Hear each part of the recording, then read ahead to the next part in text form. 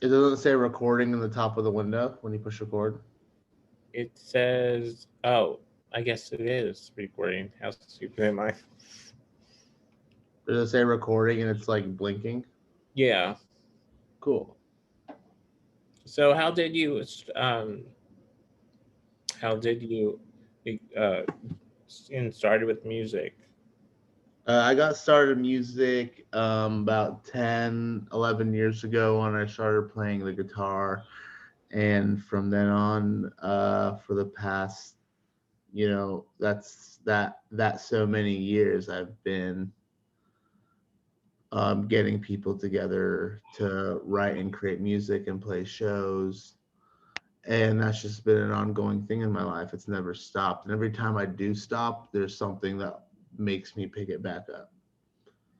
So no matter how many times that, like, even the times where I want to give up, there's always like something calling me, or there's something that's making me play music. And I honestly feel like music and performing, like, that picked me. Like, I didn't pick, like, I picked that, but I dropped it, but then like it picked me. You know what I mean? Yeah. So, like you were saying, you had a show last night. How did you have a show last night if there's a whole COVID thing? There's a whole COVID thing. So here's the thing with shows and what people are missing out on. And yes, we had a show. It was wonderful. It was at Soul Cantina, and it was nice. It's just three of us up there: me, my friend Scotty, my other friend Chris. We all play different instruments, but we're just up there playing. Here's the thing that people need to remember: it's like these restaurants are not open floors where it's just people shoulder to shoulder. It's people at tables, and we're not actually going out and finding these gigs. These are people emailing us, asking us to come out and play their bar and play for people while they're eating their food. It's not like people are up jumping around, drinking, moshing. Yeah. It's not like that. If we were a bigger band, if we were like huge, we would probably have to say no, because we're responsible for bringing all those people together. We're responsible for everyone, and if with such great power comes great responsibility. So yeah, like, bigger bands can't be putting on shows right now because of the impact they have. But smaller bands and local musicians, like, we can go out and play restaurants. We can go out and play these small things where there's only like 60 people eating out at a table, and it's with like their family, and we're just in the corner, you know? So it's Yeah. a lot safer than these shows. There's no like merch stand, and no one's like passing out stuff.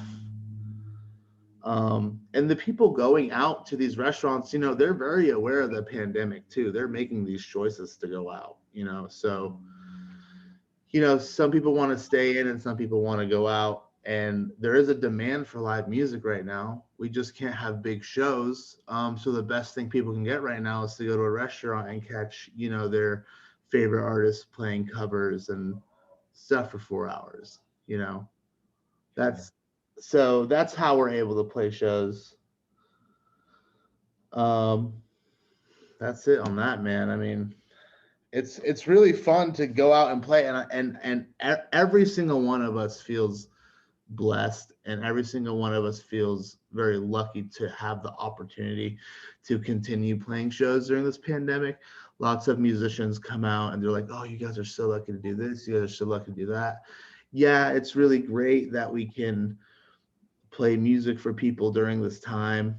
As a musician and as a writer, it kind of sucks having to rely on other people's music to pay my bills, like play covers and play renditions of other people's music. But that's what we have to do right now. And like in a sense, those are the songs of our people. Like the music that I play of other artists are my brothers and sisters. So it's like, in a sense, I don't have a problem playing their music. But then again, like, that's all I've been playing is other people's music the past year. So Do you want to do that? Do you write your own stuff? I do write my own stuff. We all write our own stuff. Me, Scotty, and Chris, and Ryan, and Justin. We all write our own music, and it's all different. But when we all come together, it's beautiful. I'm in a band called The Life I Love. And we have been on hold like everyone else. We've just been writing, and so far it's just been, um, just knocking out stuff that we typically don't have time for. So writing, media content, being silly with the guys, hanging out like brothers, not just like focusing so much on band stuff. But yeah, man, I do write a lot of my own songs, and they're pretty emotional songs. I don't really write fast songs. I write a lot of slow songs. That's like, it's either you can do a couple things like decently, or you can do one thing really fucking well. Sorry, I don't know if I'm allowed to curse on your radio show. No, I write my own stuff as well. Yeah, what do you write? Mostly it's like spoken word. Like It's the like it's a different kind of spoken word. It's just like I went to college at the University of Delaware and I recorded maybe like a one EP and then a second EP, and that's about it. But it's mostly different than you could think of a spoken word could be. It's more, it could be happy, it could be dark, it could be just random, but right. all Do you, different do you with my own style to it, I guess. do you know that band Listener? No, They're a, is s- it city they're band? no, they're a spoken word band, and I mean, I think most of the members, I think they're all local in Kansas City. Their name is Listener, and my friend John, who works at my studio, is in that band. Dude, they're a spoken word rock band, and I think you would love them. I have to look them up. Listener. Listener, that's Yeah, kind of cool. Listener, dude. That's kind of cool Yeah, it is cool. because it's there's not a lot of bands or a lot of musicians that would play spoken word. I That mean, you have Hobo Johnson. You have people like Bradley Hathaway, and Bradley Hathaway was like back in 2000, like 2008 when he was his thing. Hobo Johnson, like I don't know what happened to Hobo, but like he was spoken word. I didn't really understand half the stuff he talked about, but he tried. You know, yeah. he tried. He's good. He's good. He's cool. He's cool. He's cool. Yeah, I mean, I wrote a song about my life, and Right. mostly about just random things that were going on in my life, and then just putting it on all the social media or the platforms, which you would call Spotify, iTunes, Bandcamp. Right. I Right. mean, I only get like four plays, $4 or something a Yeah, I month. mean, it's really hard to get exposure these days, especially if you're only like promoting to only Facebook, because that's like the same. Even if you're maxed out on Facebook, 3,000 people, like the algorithm's not really getting to all those 3,000 people. And plus, you're only promoting to that same amount of people every time you have a release. Yeah, So you can't really expect a huge demand when you're working off just Facebook. yeah. So like what kind of when before COVID started, were you doing a lot of shows? Yeah, we were playing a lot. We were playing a lot. I mean, I wasn't touring with the Life of Love. I was touring with another band. I was playing a lot. Definitely grinding a lot harder. COVID was like a double-edged sword, or a blessing and a burden. And I know that like sounds really bad to say, but COVID actually really freed up a lot of time for people that could not find time for things. Um It's really weird to say that. And that sucks that like that's the circumstances like that in that way, that's how people got time.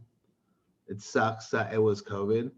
But before COVID, we were always just writing and playing shows, but we were missing out on all the other aspects of being a band and everything else we had to do because we're not good at those other things. We're good at writing music. We're good at rocking out. You know, that's Yeah. what we're here for. Everything else is like what they want us to do. Yeah. You know, so yeah, before COVID, it was awesome, man. Shows were great, man. Shows were so cool. And I miss them and they'll be back. We don't have to be sad about it. It's Yeah. coming, you know. It There's has. still a lot to be sad about, but shows are coming back, dude. Yeah. Do you have a favorite venue you like to play at when you're doing the show? I have a favorite. Do I have people watching on Facebook Live right now? Do I have a favorite venue that I like to play at? Yeah, so um Chris, hold on, can I get the other Chris? Mhm. Chris, what's your favorite venue to play at? Chris says Knuckleheads down the East Bottoms. I don't agree. Knuckleheads is cool down. My favorite venue is probably it's not the biggest venue, and that's not the point. It's the best venue. And that's I think either the Riot Room or the Record Bar. Yeah. I They're would the I would say the same. Do you remember there was a venue that I really liked, the Czar Bar, but that's not open anymore. the Czar Bar, dude. That was owned by the same people who own Riot Room. It did great, and then I guess it didn't get a lot of people in the. Czar Bar was legendary. They had that weird safe in the back. Yeah. The weird fact about the Czar Bar, dude. The Czar Bar was the last. So the Czar Bar used to be a bank, right? Back in the day. Oh, that's cool. The Czar Bar was the last place Bonnie and Clyde hit before they wiped themselves out. The Czar Bar, when it was a bank, was the last place Bonnie and Clyde hit before they killed themselves. Oh, well, Isn't that that's dope? cool to know. Welcome to it, dude. Welcome to Facts with Chris. Because I do remember going there because I did a benefit concert at the Czar Bar a while back ago. I put it together and I had like a couple of other bands joined in. Have you played with the Beautiful Bodies in Kansas City? Is that with like Aaron Crawford as a drummer? Yeah, back in the day, I guess it The was. Beautiful Bodies tore up the scene when they were around, and I don't know what happened. Who was that singer, Alicia Sambrino? Salabrino, yeah. How do you know them? I went to school with Alicia in high school.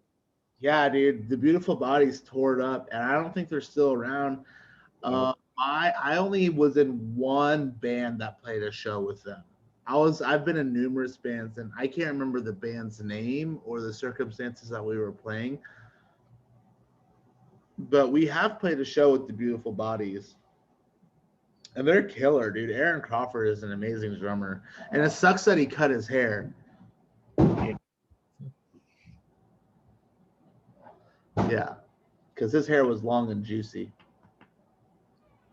Yeah. Now she lives in California. She does like pop music now, Yeah. Or indie or whatever you would call it. indie pop, Indie pop. indie soda pop. But it's what she likes. It's okay. Yeah, man. I mean, I think it's great. I think the fact that they were around. Here's the thing with bands. Like, there's so many bands. There's so many bands. Like, you type in one letter on Spotify or iTunes, just type in like the letter H or the letter K. And I think lists Everything and lists pages. So it's like bands come and go, dude, but their name lives forever. Yeah. So that's cool that they did their thing, but they're gone now. But they left something for us to listen to, which is the best thing you could do. Yeah, she's a good friend. Yeah. We actually have a show tonight. at Lakewood Local in Lee Summit. Me, Chris, and Scotty, and Ryan. It's a 4-piece tonight, and we go from 7 p.m. to when they tell us to stop. And usually, when they tell us to stop, it's not like we actually stop. Oh, I'm gonna be honest, dude. I'm gonna be honest. Sometimes we walk into these venues and we're like, we just spent all day working, and we're here, and they're like, it's time to cut off, and we'll play for another hour and a half, easy, and the crowd will stay. We'll play for another hour and a half, and it'll get fucking. Sorry, I didn't mean to curse on your show. It'll be crazy, and it's great. It's the way like that last hour and a half where we're not supposed to play is the best part of the show. yeah. Do you have a favorite type of like style, like your favorite song you like to play, or like cover song you like to play? No, I don't even like really picking a style and picking and playing it. I just pick up my guitar and I Cool. just go off like the way I'm feeling that day. Usually if I'm feeling real sad, I'll play some real simple sad songs. If I'm feeling happy or neutral, I just play whatever. I play Spanish. Like last night, we were up and I was playing Spanish music. I was playing like flamenco on the guitar and singing Spanish songs with my friends because I was like, this is awesome.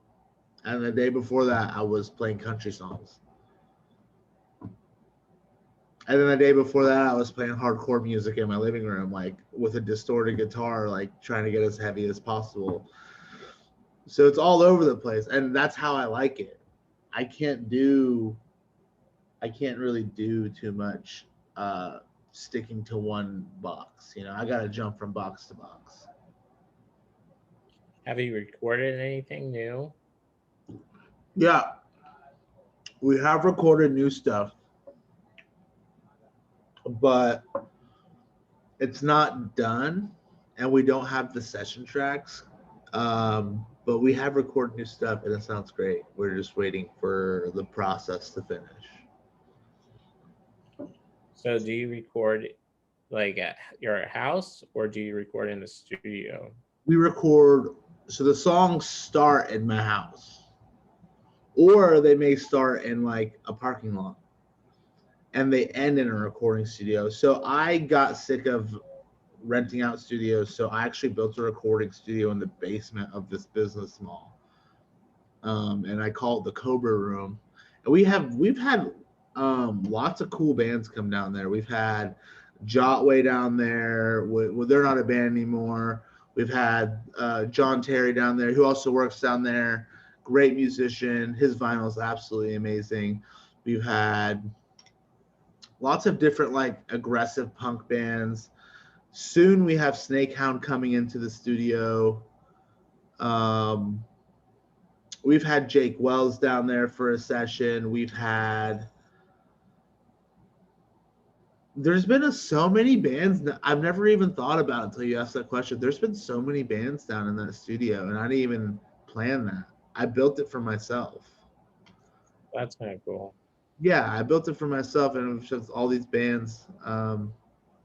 And I've had open jams down there. Like I'll go on Facebook and post a status, and I'll say like, "Who wants to go jam?" or "Who wants to meet up and get down?" And I do have people down there, but now that we think about it, there's been quite a few awesome people down there, for sure.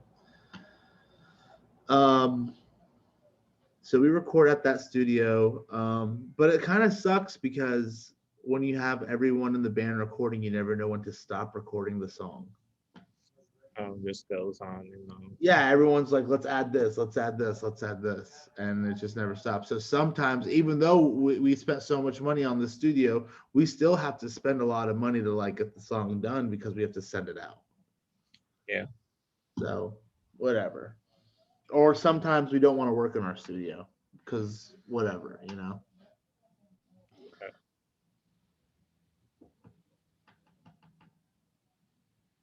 What else? What's your day like? What's the day of being a musician in Kansas City? The day of being a music, it depends. I guess it just depends on your tier of musicianship. Some musicians wake up and they go to their 9 to 5 and they come home and They try to get their band together, but they can't because everyone else is busy. And then there's some musicians who wake up every day and they hire a bassist and a drummer and they go to the studio and crank it out. You know, it just kind of depends. But for me, I wake up every day.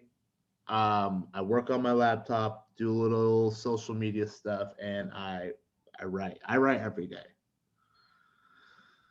Every day I'll play the guitar for a minimum of an hour. It may not be an hour at one time, but I play the guitar and I shreds. It's fun. It's I love playing the guitar. It's not a I don't even travel without my guitar. I don't travel without my guitar. Every time I travel without my guitar, I can't like some a part of me is missing from that trip. So you get worried that your guitar is gonna get smashed on the airplane or It something. has. Almost every time I've traveled with my guitar, it gets smashed. Spirit Airlines. Hey, I don't know who's watching this. I don't know who's gonna hear this. Spirit Airlines and Southwest Airlines, you guys suck, dude. You know why you guys suck? Because you guys broke my guitar 2 different times each and failed to pay for it. So yeah, I mean, but you know what, dude? I don't even think it's my fault because it was cased and it says fragile. They just handle it. Dude, you know what, dude? The first time my guitar broke, I quit my job that day to fix it. The second time my guitar broke, it was in the middle of an airport and I picked up it from the terminal and as soon as I picked it up, I felt a rattling inside the case and I was like, no, unreal. I was like, no way, dude, unreal. And I put the case down and I opened it and the neck was snapped. And I was so pissed, dude. Did you So buy another? I didn't. I actually just gorilla glued the neck together, and believe it or not, it actually sounds amazing. Anyone who picks up this guitar is like, dude, this thing is amazing. It's an Epiphone. It's just an Epiphone, but it has like a big glue smudge in the neck, and it's like really nasty looking. But this thing sounds killer. Put it against a Taylor or a Martin, it sounds killer. Have you played with Not a Planet? Not a Planet with Yeah, Lime and Nathan Corsi and all those fresh facts. yeah, yeah. Yeah, I haven't played with them, but I was hanging out with Lime the last night. He came out to the show. Came How out- about I mean, there's some good ones. Another band that I really like, besides the Beautiful Bodies. Um, there's so many. I can't remember any of them. It's been a long time. But Not a Planet kind of they have an easy name to say. Not a Planet's a great band name. So they're really good. Yeah. So what does your day look like today? Today, I'm gonna go to the gym after this, after our call, and then I have another show tonight at Lakewood Local. That's at 7, and that's with my boys. Um, yeah, and like we keep it safe at the shows. Like we're not like jumping on people and running into people. Like we definitely keep our distance from people at shows. And there's a lot of fear being put out in the world with COVID, and it is a pretty crazy virus that we don't really know anything about, and that's where the fear comes from. It's not from the fact that it's COVID, it's the fact that no one knows what it's about. You know Yeah. what I mean?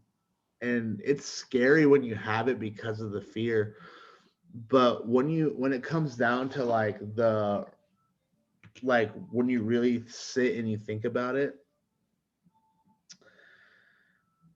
I got it's I lost my train of thought. Lost my train of thought. I don't know what happened. When you it's fear, man. It's crazy because like honestly the like there's so much stuff like people above 60 blah blah blah are dying, people above this blah blah blah blah blah are dying. Like, I know people that have lived with people that had COVID, and those other people never got COVID. And I know people that were above the age of 60, heart problems, breathing problems before COVID, asthma, and they survived. I know people, like, so many cases, like there's so many cases of like, these are the people that COVID affects, but like then you meet all these people that have these things and it didn't really affect them. So the fear is there. COVID is dangerous and it's real, but like you can still go out and be safe. You Well, can go, that's good to know. you can, if the CDC saw that this was a drug that was going to kill everyone above contact and you can't be around it, they would say don't go out. But they know what we're up against, so they're like, you can go out, but you have to wear your mask and you have to wash your hands. Mhm. You know, they're setting guidelines to be safe and go out. Do you think that you're gonna get the shot, the vaccine? Everyone in my family is in the medical field. Everyone, besides me. Two of them have gotten the shot. They said they feel fine. They said they felt a little sore, like it was like a flu shot. Yeah, a lot of people have been saying that. Yeah.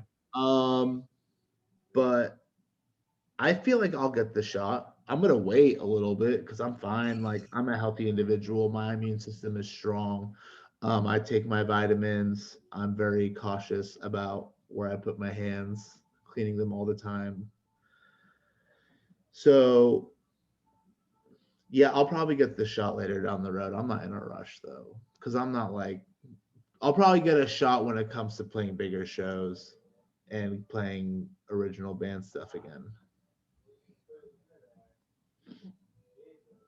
Good to know. Good to know, right? Yeah. When the time comes, I'll get a shot. Everybody in my family, my mother's a nurse as well, so I mean, she hasn't gotten hers yet. My sister has because she's a therapist, it's but that's mostly it in my family. Yeah. But,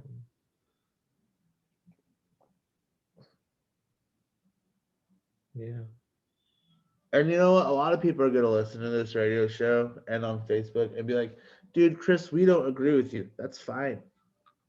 Oh, they Chris, have we their don't agree with what opinion. you're saying because this is happening and this is happening. That's fine. Hey, if you want to eat, that's fine. That's all I got to say. You don't agree with me. That's fine. What's next? Do you want a cup of coffee or are you going to sit here and try to convince me otherwise? Can we move on? Can we be happy? That's all I got to say. Well, everybody has their own opinions. Everyone has their own opinions, and some people will just sit there and braze their opinion on you until you change.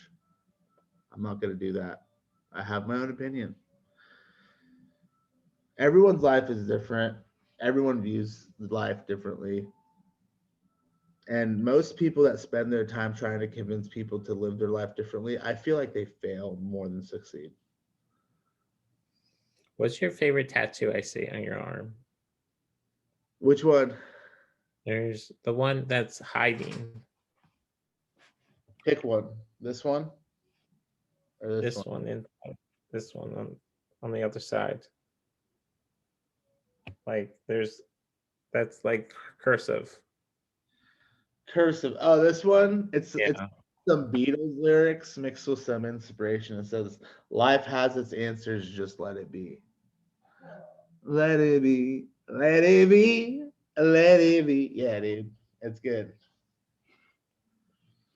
But how this show's great. Having a great time on this show right now. Have you checked out any of my playlists? I have not. There's tons of artists that I've interviewed on there. I got a hold of. Do you remember? Have you ever watched MTV? Yeah. Uh, um, like making the band back in the day. Yeah, I used to interview Shannon Beck from Danny Kane.